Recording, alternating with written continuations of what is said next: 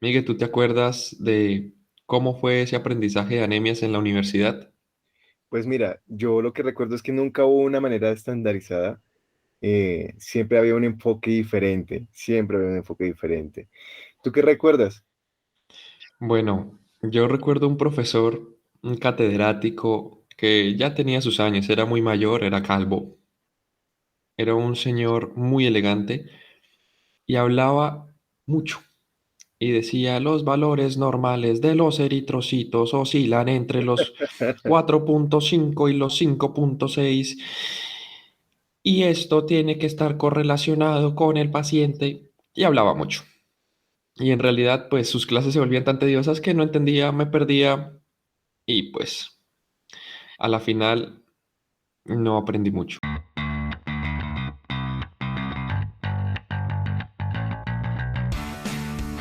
Bienvenidos a Podmédicos, el podcast de medicina para cuidadores de la salud. Nuestro propósito es compartir información actualizada y de la mejor calidad para que estudies sin la necesidad de leer. Somos Miguel Cañón. y Juan Mogollón.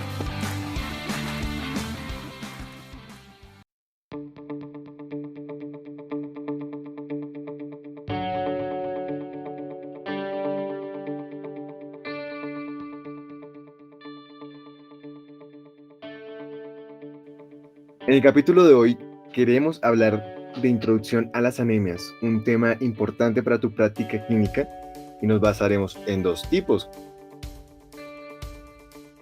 El primero es el número de reticulocitos y el segundo es el volumen corpuscular medio. Con esos dos parámetros podemos empezar a realizar un esquema mental para el estudio de las anemias.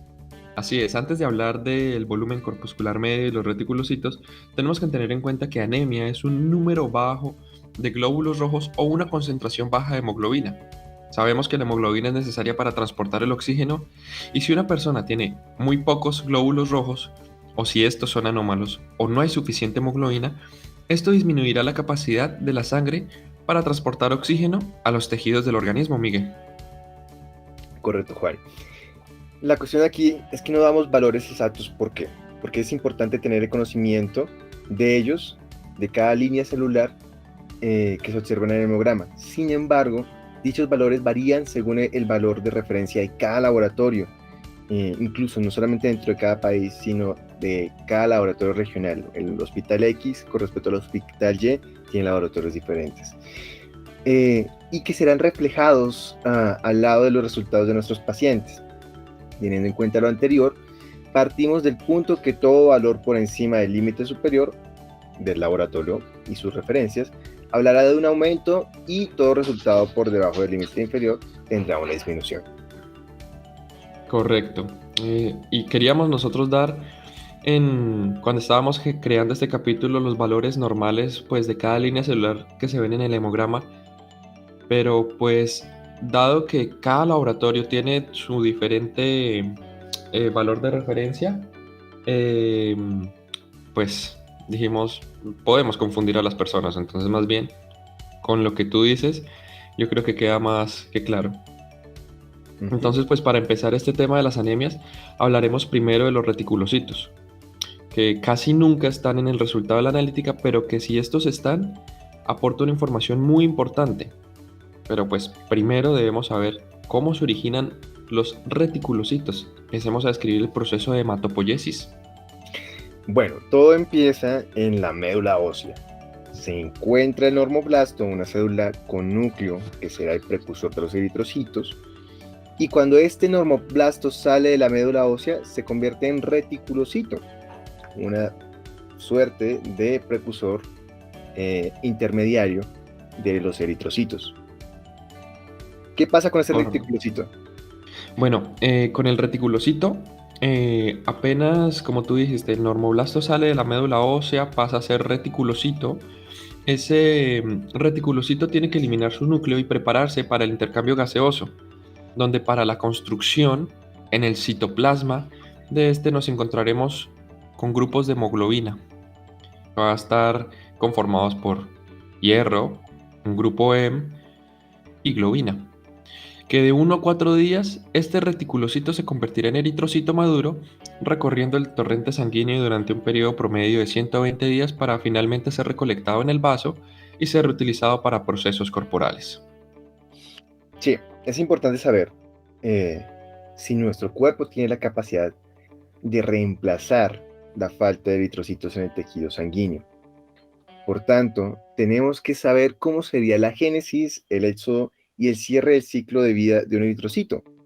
Entonces, hablamos de anemias regenerativas y anemias regenerativas. Y tengo que hacer un apartado, Juan, y es entender que la sangre es un tejido, no es un líquido. Hace parte de un tejido propiamente del cuerpo, tal cual como lo sería la piel, tal cual como lo serían las mucosas. De acuerdo, es una aclaración muy importante para que todos tengan presentes, no es solo un fluido, sino un tejido. Y vamos a hablar de por qué es importante el reticulocito entonces, porque es un marcador de sangre periférica de cómo está el funcionamiento de la médula ósea. El valor normal de los retis oscila entre el 1 y 2%. O si los profesores nos quieren complicar un poco más la vida, vamos a hablar de valores absolutos, y este valor absoluto va a estar entre los 40.000 y los 90.000. Todo por debajo de 40.000 va a ser reticulocitos bajo, todo por encima de 90.000, pues obviamente será reticulocitos por encima. Entonces, si yo tengo una anemia y los reticulocitos están elevados, esto nos indicaría pues lo fisiológico, ¿no? Porque si yo pierdo sangre, pierdo glóbulos rojos, la médula ósea tendría que recuperar esta pérdida. Entonces hablaríamos de anemias regenerativas. Y dentro de este grupo de anemias regenerativas, grosso modo tenemos, Miguel, la hemólisis y el sangrado agudo, que en términos generales, a nivel pues global, yo creo que el sangrado agudo es el más frecuente en este tipo de anemias regenerativas. Ok, curioso. Pero más curioso es cuando no hay reticulocitos, cuando en contraste tenemos una anemia que hay una abundante pérdida de eritrocitos, pero los reticulocitos o están normales o en su efecto están muy bajos. Hablamos de una anemia arregenerativa, no se regenera. Significa que la causa puede ser un daño medular. ¿Por qué? Porque viene a ser el lugar donde nacen estas células. Como por ejemplo, podría ser una aplasia medular, una mielotipsis, una leucemia aguda o un síndrome mielodisplásico que reemplazan el tejido medular como tal. Pero también dentro de las anemias regenerativas están las anemias carenciales, como el déficit de B12, ácido fólico y hierro, precursores para la síntesis y la evolución del blasto a eritrocito. Correcto. Ahí ya tenemos entonces pues el primer paso para evaluar las anemias, pero como mencionamos anteriormente, casi nunca tenemos el valor de los reticulocitos, por lo que podemos recurrir a otros parámetros para establecer el tipo de anemia, y este será el volumen corpuscular medio, que aparecerá con las siglas VCM, cuyo valor normal oscila entre 80 y 100. En términos generales, ¿no? Deben recordar siempre el valor de referencia de su laboratorio. Entonces, Miguel, tenemos, si anemia es el primer nombre, tenemos que ponerle un segundo nombre de la anemia, y este es el concepto del tamaño corporal del glóbulo rojo, bien sea microcítica, normocítica o macrocítica. ¿Cómo definimos una anemia microcítica entonces?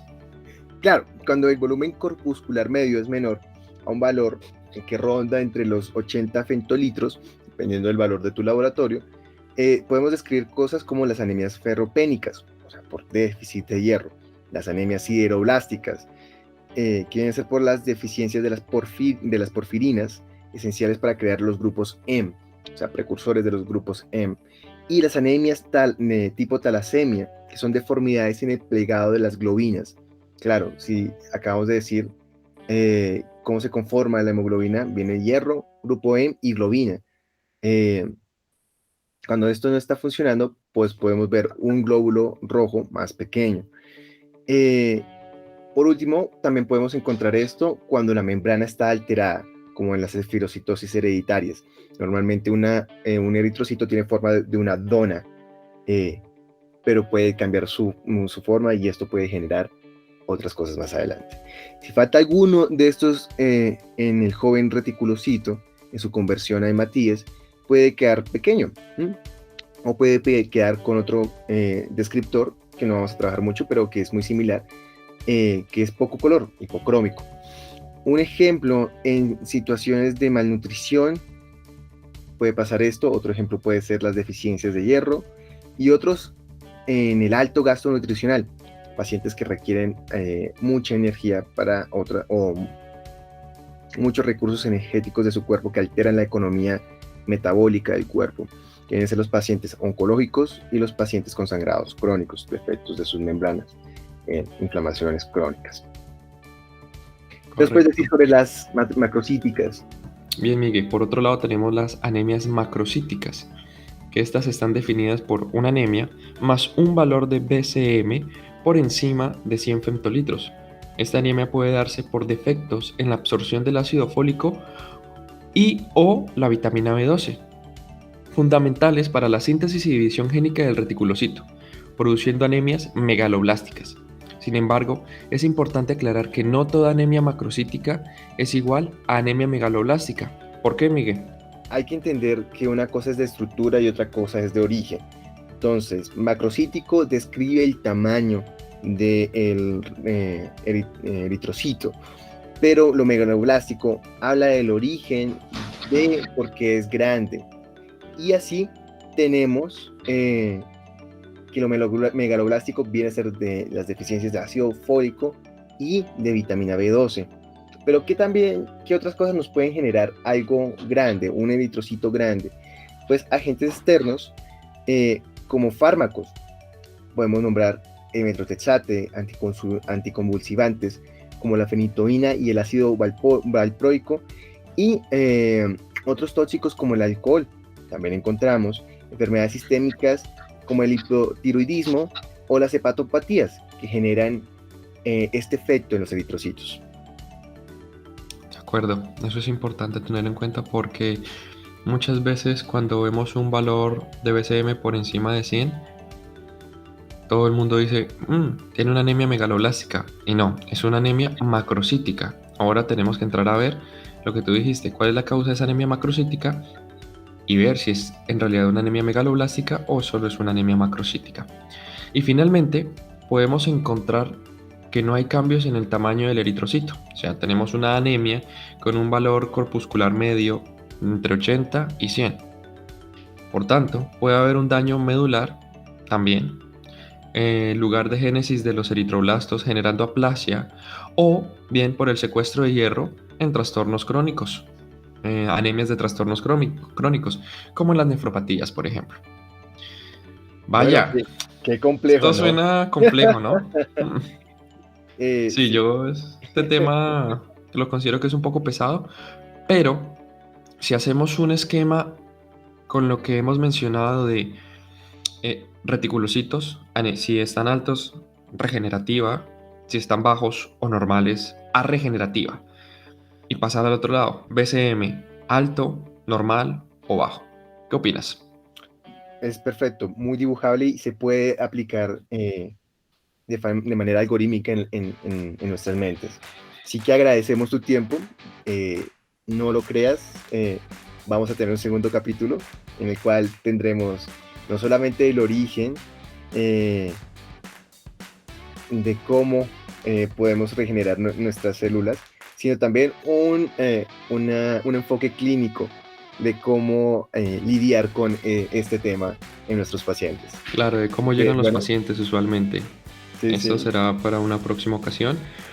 Si quieres ver el algoritmo de las anemias, como fue mencionado en este capítulo, puedes acceder a Instagram, @podmédicos y ver la publicación de anemias. Te esperamos ahí, esperamos tus comentarios, tus likes y por supuesto que compartas tanto el podcast como la página de Instagram. Dale, muchas gracias, un abrazo muy grande. Vale, chao, chao.